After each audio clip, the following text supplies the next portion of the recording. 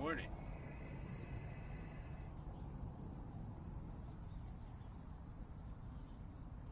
What we're going to be discussing today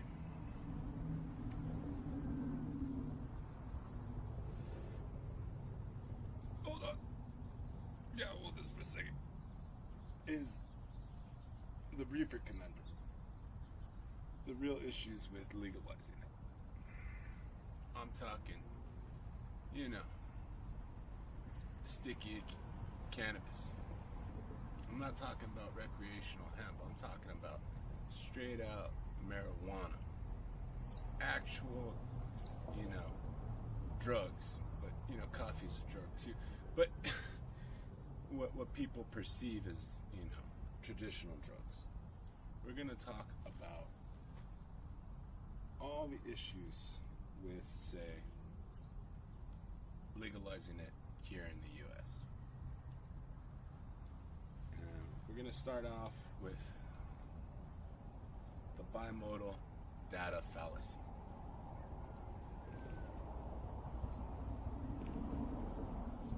Basically, right now, even internationally, we have generalized cannabis studies, which flattens the nuanced user experiences into misleading averages. Right? And this kind of skews the debate over cannabis safety and legal policy because it's built on misrepresented data. Basically, when you really break down the groupings of marijuana users, there's three rough groups, right? There's ones that smoke it for decades. They never have any problems with it, right? Other than the social or legal issues associated with it. But medically, all the stuff that people get alarmist on, like anxiety and whatnot, when you ask them have they had any problems directly with marijuana itself, they just kind of give you a strange look and just say marijuana is great, I don't know what you're talking about.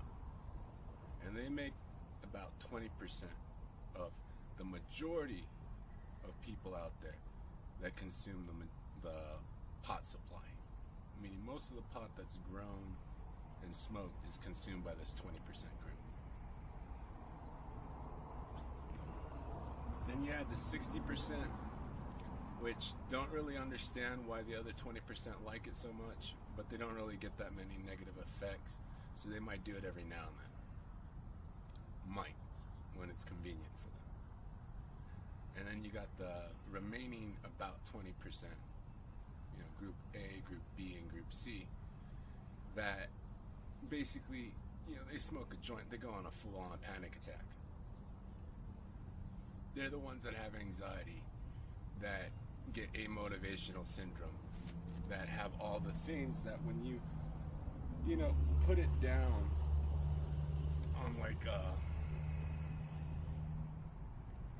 medication side effect list, that group 3, if you represent it in the same data, right, the side effects are going to look like it has a high tendency to cause anxiety, has a high tendency to cause all these effects that tolerant users do not get. The intolerant users get all these side effects, but the tolerant ones don't get them, right? So, depending on what group you are, the effects like anxiety, paranoia, right, are a lot higher. So, Group C should probably never smoke pot because it causes them to freak out. Whereas Group A, it's actually good for them, right? It helps them out a lot. Hence the whole medical push behind it, right? But when you put that all into a single research report, it creates an artificially high baseline risk for a reaction that does not occur in tolerant groups. So, we're basically running on limited research because only until recently has, this changed recently, but basically in the past, you couldn't really research it as a scientist, any cannabis. It was just user reports, things like that. You know, analytical notes rather than hard study data. So a lot of this data is incomplete, inconclusive, and it makes the flaw of lumping these three groups together, right? There's some people that should never smoke pot. There's other people that literally need it, and there's other people that just enjoy it too much, right? But most of their problems come from the next problem, right? Which is, oh man, gotta remember which way I put my notes. The next problem, which is the disparate enforcement and statistical realities, right? Because while cannabis may not cause certain people any problems, and it may help other people perform better, and certain people that have things like, there's a lot of medical conditions. There's some people that literally would not be able to walk around or speak if they did not have a little extract to put in their mouth and alleviate all their symptoms, right? So they get their entire quality of life back because of medical, right? But this is the health and safety aspect of cannabis, right? The majority of the problems that come from cannabis is the legal reality, right? And when we kind of look at all the arrest data and analyze it, right, and contrast it to the consumption rates across demographics and the mechanisms that are in play of selective enforcement, right? People that smoke pot, there's, a disparity because when it comes down to it, right, National Survey on Drug Use and Health finds cannabis usage rates are virtually identical across pretty much all the demographics, right? You don't smoke pot because you're a certain ethnicity. You don't smoke pot because you're a certain social class. Yet, when you look at the reality of the demographics versus incarceration rates, when you look at the population baseline, Black Americans constitute about 13.6 to 14% of the U.S. population, right? They use it at the same rate as, say, the white population. However, when you look at the National ACLU findings, Black individuals have a 3.64 times more likely to be arrested for marijuana possession nationwide versus the white populace, with regional county spikes 6 to 10 times greater than the identical demographic of use in the populace. So if you're out in the country, so to speak, in the USA,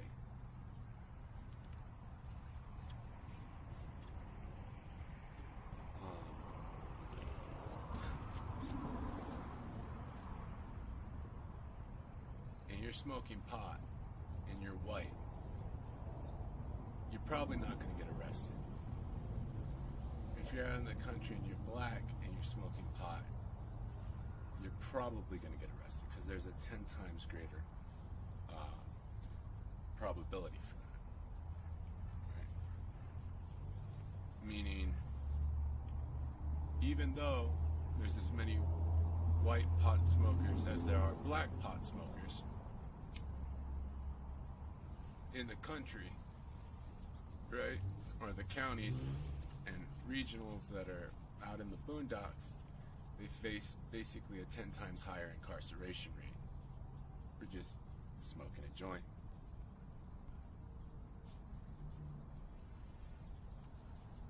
Now, the thing is, causation isn't correlation. It's actually causation versus correlation. See, there's a misconception that cannabis usage directly causes elevated local crime, right? The social fears that has been played to the public since the Reefer Madness propaganda days is that somehow if you introduce pot into a community, it's likely already there. But the point is, if you introduce pot into the community, that suddenly everyone's going to become degenerates and start fighting amongst each other.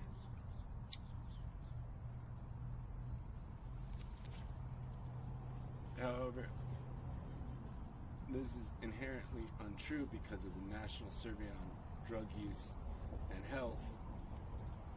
Well, it found pretty much everyone uses it equally. So in the peaceful communities, there's the same number of pot heads per capita of 1,000 people as in the violent communities. The pot use is pretty much uniform, right? So you got the peaceful and serene communities. They might not talk about it, but they got their pot heads. And then you got the, war zone communities. They got their pot heads too. Everything in between. So the actual idea that lighting up a joint is suddenly going to cause a crime wave is actually a long-seated propaganda misconception.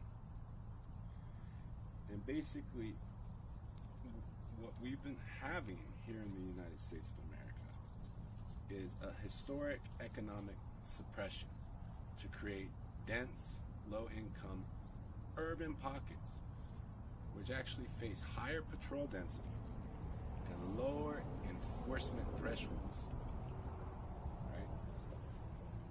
So this basically caused law enforcement, especially during the 90s with the Just Say No campaigns, which was not about teaching kids about drugs. It was not about preventing drug use. It was about something entirely different when you break it down, but we're not going to get into that right now. But when they started that, right, law enforcement strategically targeted high volume, easily detectable offenses. Can you smell the weed? I can smell the weed. In over-policed neighborhoods. So basically, they would target these poor, artificially created, dense in population, low-income areas, increase the patrols, and then if they can smell weed on you, they would arrest you. And they would over-police the neighborhoods. And this would lead to an artificial increase in the arrest rates, creating the political propaganda at the time that they're being tough on crime and leading to a crackdown on pothead use and distribution. When in reality, they were just targeting a certain specific group of the demographic.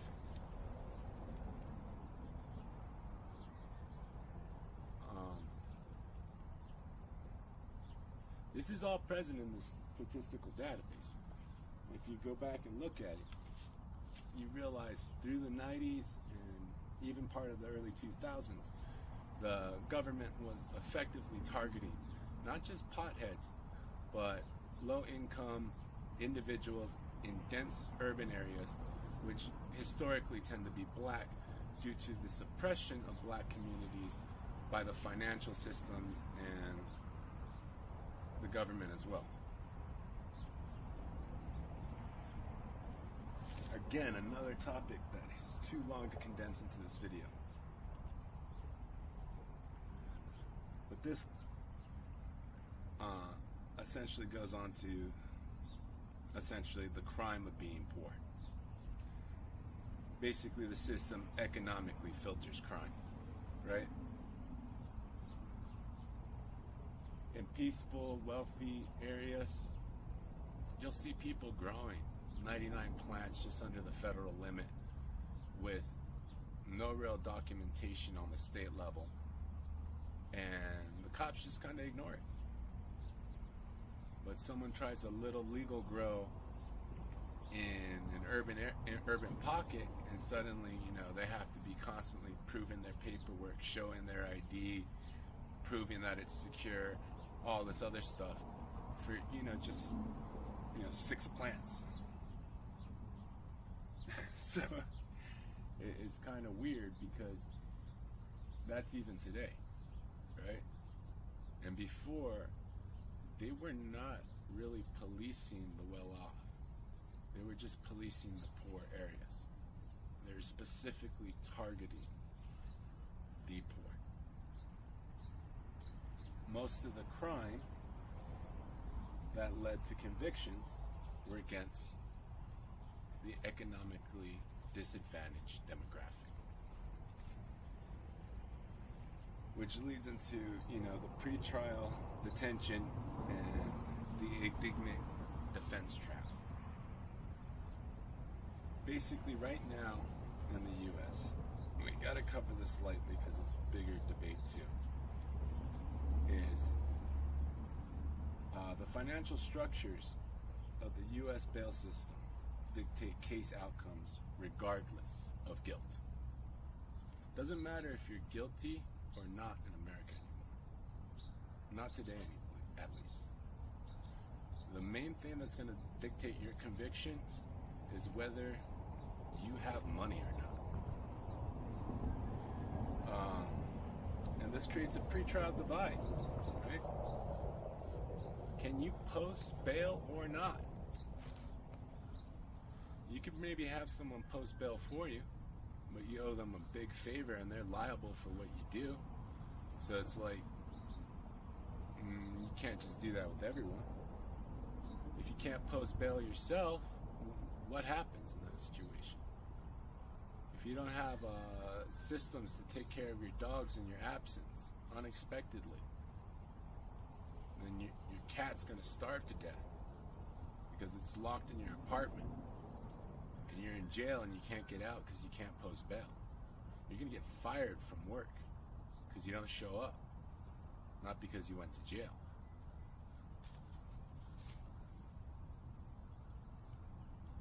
You know, a lot of things are going to happen. For people on disability, their benefits are going to get cut off if they spend a certain time in jail. Right? More than 30 days, the benefits, I think, gets canceled.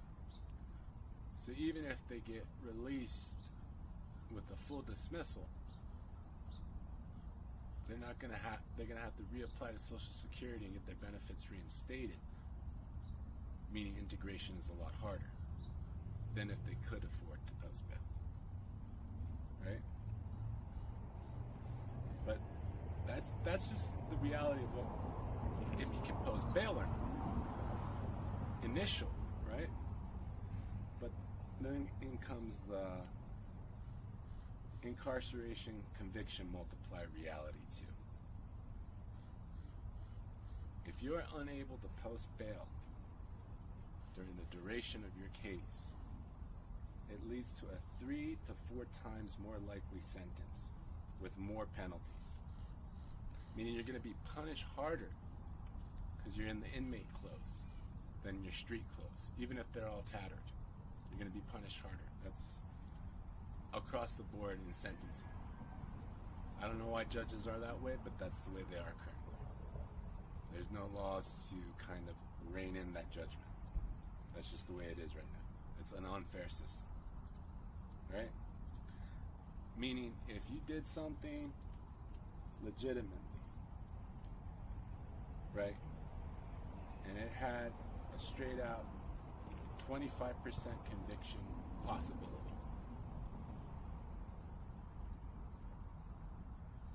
meaning they're not trying to make an example of you, you're just a standard case, right?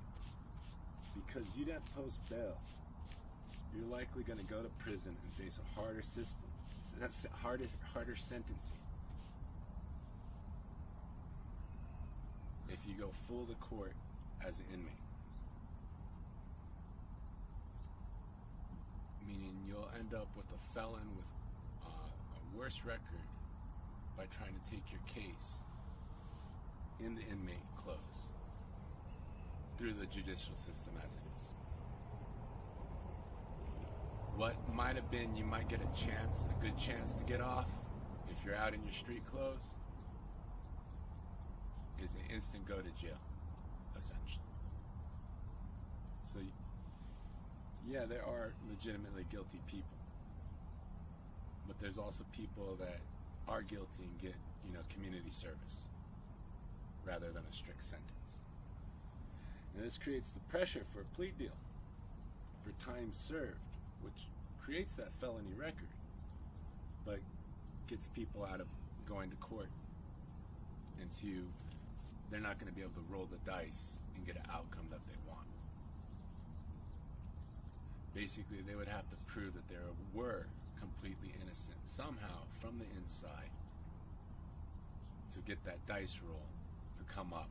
And then there's still a chance the jury could just say, fuck you, I don't like you, you're going to jail anyways. And then the judge just drops the sentence however they want. It's at their discretion. There's no kind of, filter for any of it. They want to institute minimums, right? But there's no suppression of the maximum range. So basically they want to turn up the mic but not cap the red spikes. They just want to let that go through. And you got to think about it. If you didn't post bail, you get news all your animals died, your wife's leaving you, you don't have a job, you lost your house, your apartment, all your things are gone. Who knows what the hell's happening to you on the inside, right? We're not going to get into that. It differs for each person. But the reality is, yeah, you're not being forced to take the plea deal. But you have every incentive to actually take the plea deal. If you know this in the back of your head, do I go to court in my inmate clothes? Will I win my case if I have to sit in front of a jury in my inmate clothes? If the answer comes out no, you're going to look for a plea deal. And that might mean taking a strike for a guilty felony that you actually did not commit. And it'll create a felony record and you have to go into the system, right? Even though they're not forcing you, the situation overall is forcing you into that situation. Even the no contest pleas, same thing. And this causes an intergenerational wealth, disintegration, really. What does it mean to be fucking locked up for 5 to 10 years? Family's all gone. They all gone and moved on, right? The ones that died. You didn't get to their funerals, whatnot. That's the life that's messed up, but the economic reality of it, right? You blew all your money on your case, didn't win. You're basically depending on donations to get prison food, that's better than the rations they give you.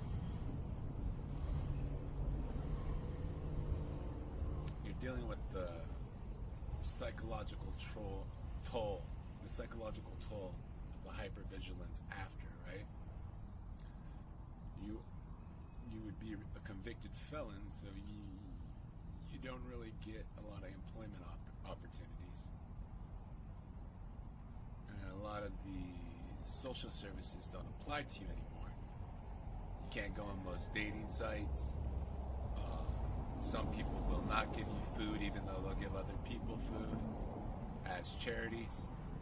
So when it comes down to it, you're put into a second-class citizenship. And you're supposed to economically recover that from that a lot of times on your own, and somehow contribute back to your generational family wealth. And the reality is you can't. After so much time away, it's just not really a recoverable state. Man, you can do things probably while you're detained or incarcerated that could lead to things later, but you still have a period of time where you just did not get shit, and basically lost everything that you had in terms of currency. All goes to lawyer fees.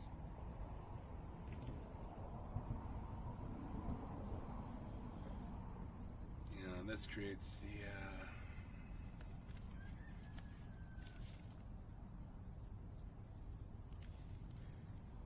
the retroactive legalization dilemma and restitutions issue. There's a political and economic complications of legalizing a substance retroactively when many remain convicted and incarcerated for cannabis.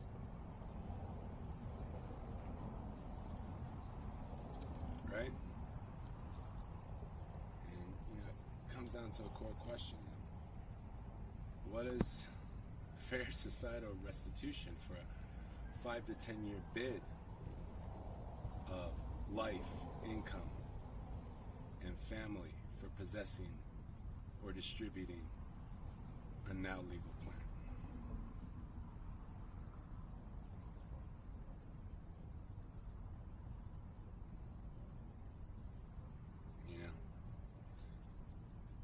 When you have the reality of it kind of dawn on you, that means that the governmental hesitation is really in the full implementation of retroactive legalization and restitutions, because doing so requires explicit I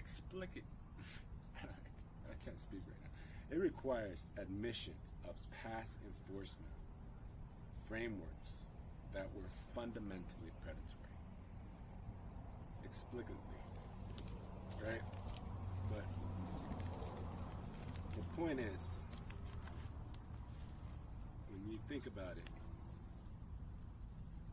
certain communities like the black demographic, when they use cannabis at the same rate as the white demographic, and they make up 14%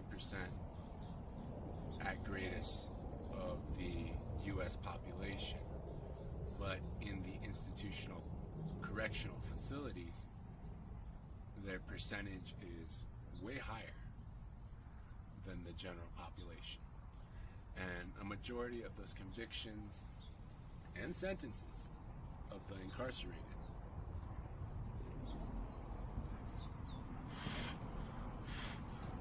no, it's my tea.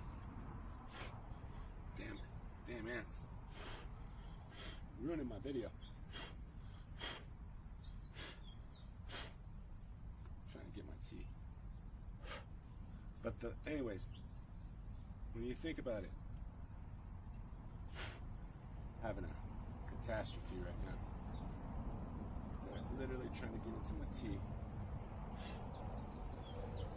I gotta blow them off. Smell the sugar in it.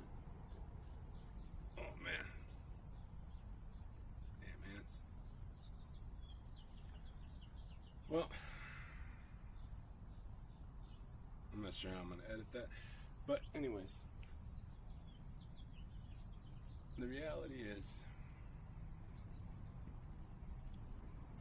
you have a majority of the prison demographic skewed in a way that does not accurately reflect the overall populace.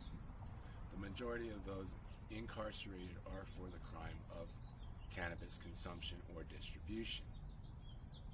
You know, what does it really mean when they're spending 10 years in jail, getting out and finding out that, hey, what they used to do is completely legal to do and the corner store does it now? And they were essentially penalized because the government felt like it, right? When the majority of crimes for a substance, when a majority of the crimes that are being given sentencing and incarceration periods are for a substance that the population uses pretty much uniformly,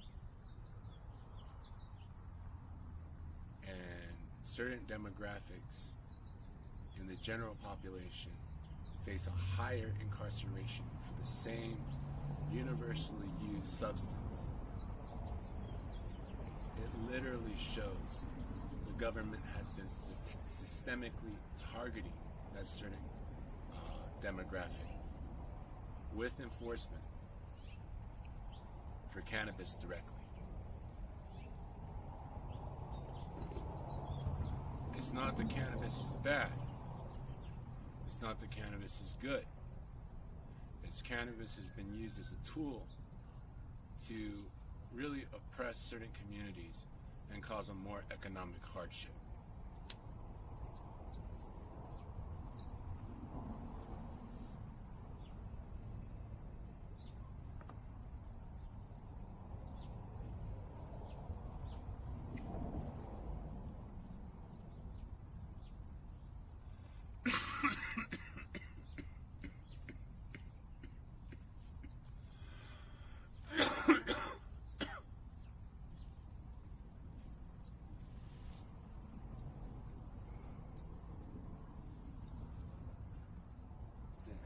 Overfilled this,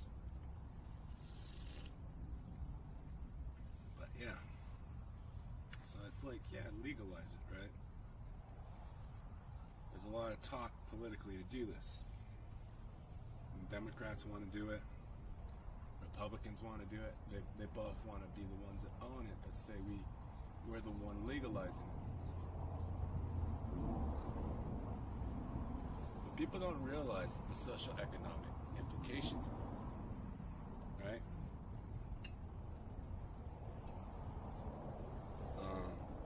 There's a few in-between places where smoking while black is not seen as a crime of cannabis.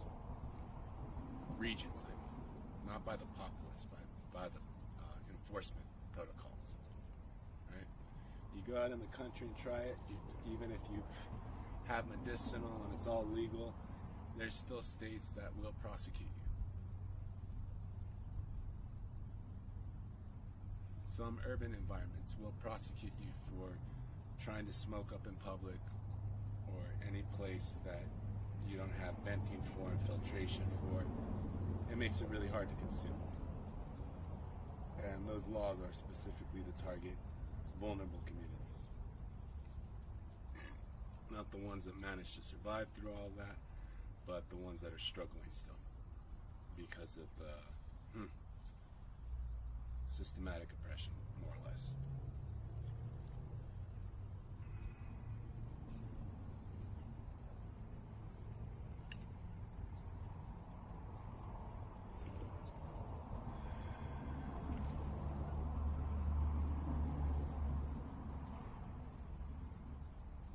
You know, the medical and science and all that is skewed.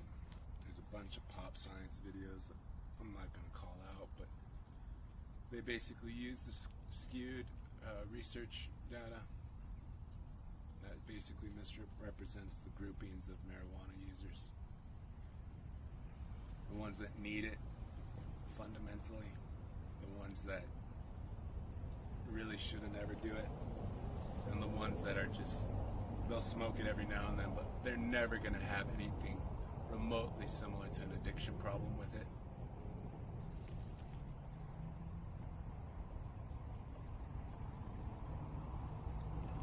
So, you know, they make the videos that say marijuana is, you know, bad for your brain. Reality is not really. I have the insurance to afford brain scans. There's a lot of them actually, and I've had nearly all of them done. I get sometimes atypical cluster headaches. It's always dicey being out in the sunlight, and you know, every now and then I do have undetermined, you know, cognitive blackout that happens. Doesn't happen that much anymore, but basically they had reason to scan my whole brain. And you know, I asked the doctor that looks at all the scans, and I was like, hey, is my brain all fucked up? Does it have holes in it? Is it all gooey? Is it all... And he looked at me and said, no. Gave me a strange look, actually. He's like, no, looks fine. There's nothing remarkable to note about it. I mean, it's just the brain. I mean, it's not in bad health. It doesn't have holes. It's not Swiss cheese. I was like, yeah, but I used a lot of drugs. Is there any, like, rear damage? I mean, does it look like little holes in it? And he was like, no. So, yeah, predominantly I use cannabis, right? I do use other psychedelics in the past, but currently I've seen no need to trip. And there's a lot of legal psychedelics. You don't really have to get into the illegal ones. But here's the thing. Everyone wants to get rid of antidepressants. And don't get me wrong, antidepressants are great for the ones that actually need it, right?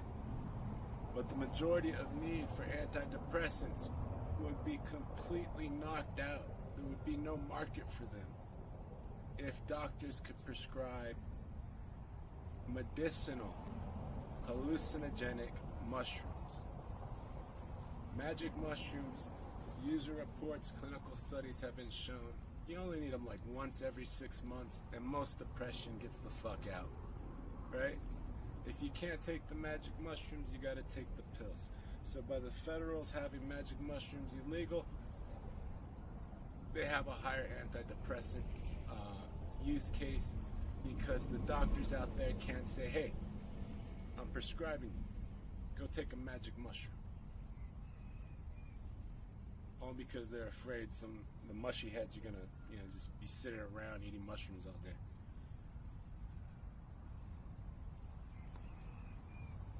It's bizarre when you think about it, because the government actually wants to end antidepressant use, and the best, you know, alternative, clinically proven, effective antidepressant alternative is magic mushrooms. But they're federally illegal, so you can't take them right now. You're breaking the law. Only some places kind of murkily allow it, and even then it's still kind of gray law.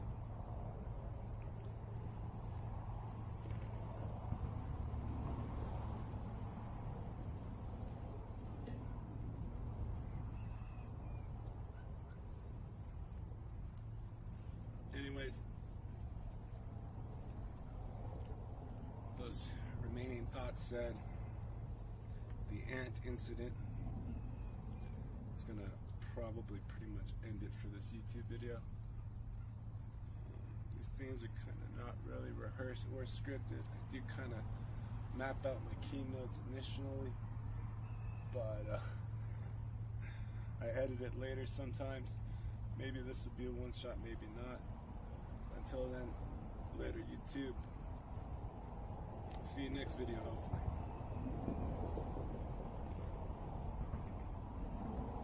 Until then, trip out.